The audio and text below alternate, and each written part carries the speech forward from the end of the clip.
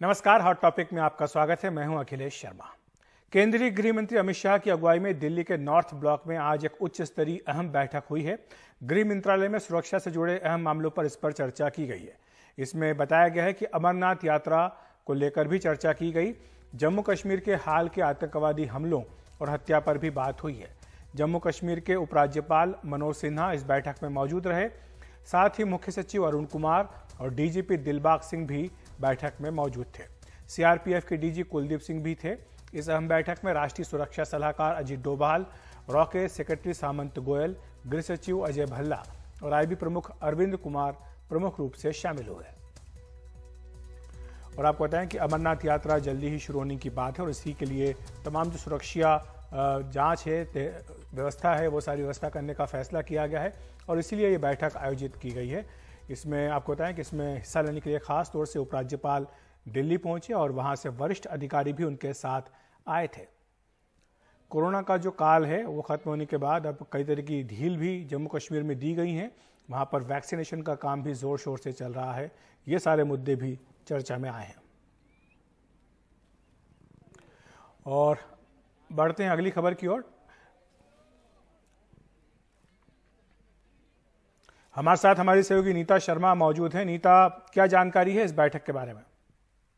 अखिलेश, एक लंबी बैठक थी। पहले हाफ में तो एलजी साहब और साथ ही चीफ सेक्रेटरी अरुण कुमार जो जम्मू कश्मीर के हैं वो होम मिनिस्टर के साथ बैठे थे, जिसमें होम सेक्रेटरी भी थे। इसमें डेवलपमेंट के बारे में बात हुई थी। और अब जो सेकंड हाफ में बैठक हुई है उसमें और अधिकारी शामिल हुए, जिसमें national security adviser mister Ajit Doval भी शामिल हैं, डीआईबी भी शामिल हैं, अरविंद कुमार, सेक्रेटरी आरएनडब्ल्यू सामंत गोयल साहब भी शामिल थे। इसमें सिक्योरिटी के ऊपर चर्चा हुई। जो बात निकलकर अभी तक सामने आ रही है वो ये है कि केंद्रीय गृह मंत्री ने जो वैक्सीनेशन को लेकर जम्मू कश्मीर में 76% ऑफ वैक्सीनेशन जो वो अचीव कर पाई है उसे सराहा था और बोला था कि वहाँ की प्रशासन ने अच्छा काम किया है, एलजी साहब ने अच्छा काम किया है। इनफैक्ट 4 ऐसे डिस्ट्रिक्ट हैं जहाँ पे 100% वैक्सीनेशन वो करने में कामयाब रहे हैं। अब जो दूसरी बैठक थी इसमें सिक्योरिटी रिलेटेड इश्यूज के ऊपर चर्चा की गई थी। जिस तरह से अभी भी किलिंग जो है वहाँ पर हो रही हैं, आने वाली अमरनाथ यात्रा है उसकी सुरक्षा को लेकर भी बातचीत जो है वो हुई थी। अखिलेश, शुक्रिया आपका नीता इस तमाम जानकारी के लिए। उधर डॉक्टर, नर्स तथा स्वास्थ्य सेवा से जुड़े स्वास्थ्य कर्मियों पर देश भर में बढ़ रहे हमलों को लेकर केंद्र सरकार ने अपनी चिंता जताई है। इसको लेकर के राज्यों के स्वास्थ्य सचिवों को केंद्र सरकार की ओर से एक पत्र लिखा गया है। इसमें यह कहा गया है उन्हें कि स्वास्थ्य कर्मियों की सुरक्षा को सुनिश्चित किया जाए। सभी राज्यों को यह सुनिश्चित करना होगा। असम, पश्चिम बंगाल और कर्नाटक में हमले की खबरें आई हैं। केंद्र सरकार का यह कहना है कि ये स्वास्थ्यकर्मी जान हथेली पर लेकर काम कर रहे हैं और उन्हीं की सुरक्षा के लिए पैंडेमिक एक्ट के तहत जो है ऑर्डिनेंस लाया गया था। बाद में इसमें संशोधन भी किया गया था ताकि जो हमला करे उनको कड़ी से कड़ी सजा दी जा सके।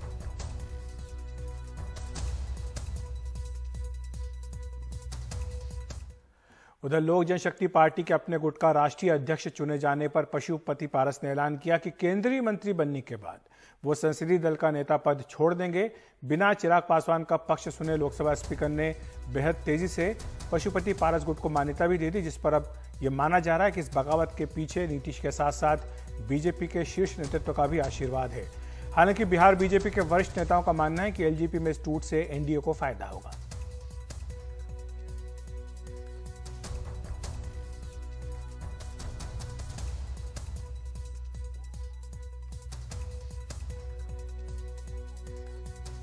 दलित सेना का राष्ट्रीय अध्यक्ष, दलित सेना एक अलग संस्था है, उसको लोक जनशक्ति पार्टी से कोई संबंध नहीं है। वो सामाजिक संस्था है, वो एक अलग है,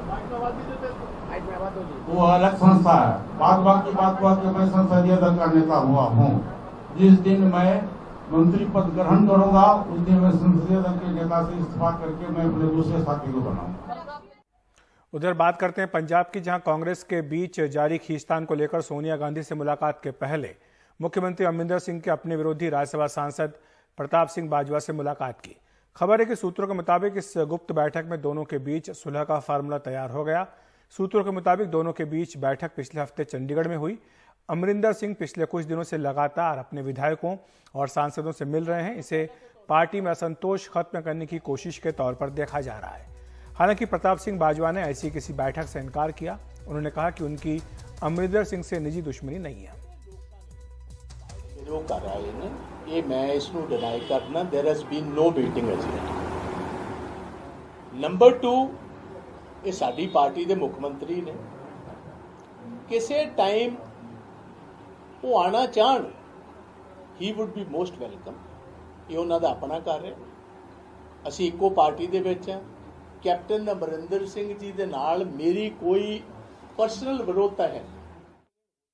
उधर असम में कांग्रेस को बड़ा झटका लगा है। कांग्रेस के फायर ब्रांड युवा नेता और मरियानी से विधायक रूप ज्योति कुर्मी ने विधानसभा की सदस्यता और कांग्रेस पार्टी से इस्तीफा दे दिया है। उन्होंने एनडीटीवी को यह बताया कि सोमवार यानी 21 जून को वो बीजेपी का दामन थाम लेंगे। रूप ज्योति कुर्मी के पार्टी छोड़ने के बाद अब कांग्रेस के 28 विधायक रह जाएंगे।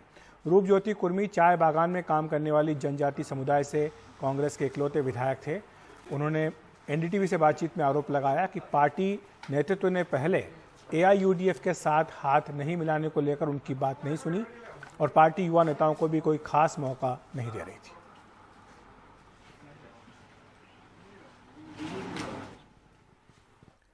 सुप्रीम कोर्ट ने नताशा नरवाल, देवांगना कलिता और आसिफ इकबाल की जमानत को बरकरार रखा है। उसने हाईकोर्ट द्वारा दी गई जमानत पर रोक लगाने से इनकार कर दिया। वैसे सुप्रीम कोर्ट दिल्ली हाईकोर्ट के फैसले का परीक्षण करने को तैयार है। तीनों कार्यकर्ताओं को नोटिस जारी किया गया है। सुप्रीम कोर्ट ने कहा कि हाईकोर्ट का फैसला मिसाल के तौर पर नहीं लिया जा सकता, न ही अदालत में कोई उसका हवाला दे सकता है। इस मामले में 19 जुलाई को अगली सुनवाई होनी है।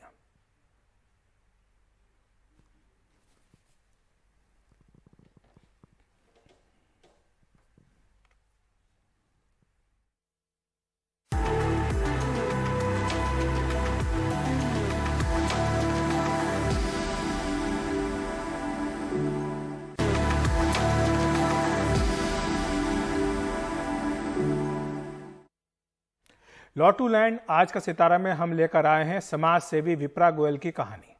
कोरोना की दूसरी लहर में संक्रमण की चपेट में तेजी से ग्रामीण इलाके आए। राजस्थान की बात करें तो 40% मामले ग्रामीण इलाके में आए थे, जबकि मरने वालों में 53% लोग यहां से थे। ऐसे में हेल्थ वर्कर्स के लिए सबसे बड़ी चुनौती इन इलाकों में इन मामलों की पहचान करना था। जाहिर है ग्रामीण इलाके के लोगों में कोरोना के लक्षण बताने में हिचक देखी गई।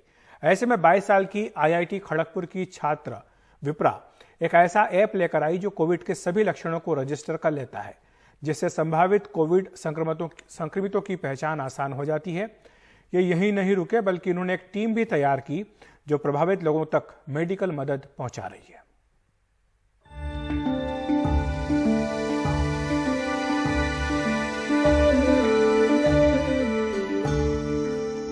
45 साल के किशन लाल मीना राजस्थान के दौसा जिले से किसान हैं। 1 महीने पहले उन्हें कोविड के सारे लक्षण थे, सर्दी, जुकाम और बुखार, लेकिन वो डॉक्टर के पास जाने से डर रहे थे। लेकिन इस ऐप के जरिए उन्हें मदद मिली, स्वास्थ्य सेवाएं उन तक पहुंची और उनका परिवार भी उनके संक्रमण की चपेट में आने से बच गया। मेरे सामने की समस्या है कि मैं 10-5 दिन से ज़्यादा परेशान था। मैं किसी को नहीं बताया। क्यों इसलिए नहीं बताया कि अगर किसी को बताएंगे तो अपने को 14 दिन के लिए शिफ्ट कर देंगे। इस भयभीत था, इसलिए नहीं बताया मैंने। फिर कोरोना कवच की टीम मेरे पास, मैन भी आई, सरपंच भी आए गांव का, और फिर कोरोना कवच की साथी आए और मेरे को दवाएं दी। उन दवाओं को मैं लेता रहा समय समय से। दवाएं को लेने के बाद मेरे को काफ़ी आराम हो गया। इस कोरोना कवच ऐप को 22 साल की विप्रा गोयल ने बनाया है। IIT खड़गपुर से पढ़ाई करने के बाद उन्होंने सोचा कि ग्रामीण इलाकों में जो कोरोना फैल रहा है उसे कैसे रोका जाए। इसके लिए सबसे पहला कदम है बीमारी को पहचानना, जो ये ऐप के जरिए होता है।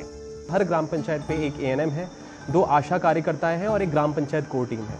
ये जो 5 से 8 लोगों की टीम है, ये उस ग्राम पंचायत में उपस्थित 6000 लोगों के लिए मतलब सक्षम नहीं है। तो इन चैलेंजेस से उभरने के लिए हमने एक ऐसा टेक्निकल प्लेटफॉर्म बनाया जिसको कोरोना कवच साथी ऐप नाम से हम जान रहे हैं। इस ऐप के माध्यम से हर वार्ड पे हमने 2 क्षेत्रीय युवाओं को चिन्हित किया। विप्रा और उनकी मां डॉक्टर नीलिमा गोयल ने राजस्थान के दौसा में 3 गांवों में इस ऐप का प्रयोग शुरू किया है। इस प्रयोग में सरकारी प्राथमिक चिकित्सालय के साथ मिलकर काम हुआ। जहां लंबे लंबे रजिस्टर भरने पड़ते थे, वहीं इस ऐप के जरिए पता चला कि इस इलाके में कितने संभावित कोरोना के मरीज हैं और लोगों का इलाज जल्द से जल्द हो गया। बुखार जुकाम खांसी के मरीज भी बहुत थे, पर कोई बताना नहीं चाहता था कि ये सरकारी कर्मचारी है, जो अगर इसको हम बताएंगे तो हमको हॉस्पिटल जाना पड़ेगा, वहाँ पे हमारी जांच होगी, अलग से हमको रहना पड़ेगा, तो इसकी वजह से कोई बताना नहीं चाहता था। तो हमारे गांव के युवा साथी जब इस टीम में शामिल हुए और उन्होंने अपना कार्य किया तो उनको ये लगा कि ये तो हमारे अपने ही हैं और हम इन्हें अपनी बीमारी बता सकते हैं। कोरोना कवच ऐप के जरिए मरीजों पर लगातार निगरानी भी रखी जाती है। ऑक्सीजन लेवल कितना है और क्या अस्पताल तक जाने की जरूरी है, ये सब ऐप में डाले गए डेटा से तय होता है।